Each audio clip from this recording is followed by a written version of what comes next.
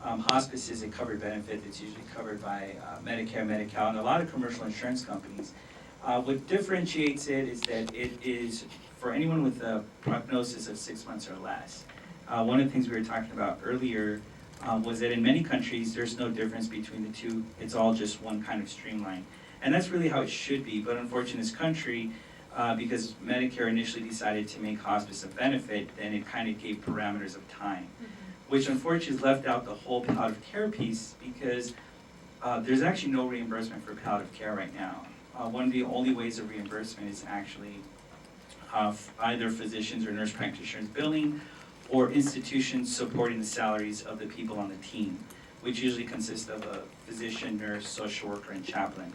And what we like to promote is that palliative care can actually start at the time of diagnosis. Unfortunately, especially a lot of you will probably come into contact with physicians and or nurses or other healthcare providers that think that palliative care is end-of-life care only. But in reality, it can start at the time of diagnosis and really focus on pain and symptom management. And then of course, as a person either worsens or improves, palliative care can continue to provide that not only physical support, but psychosocial and spiritual support, which we know is a huge component in patient care.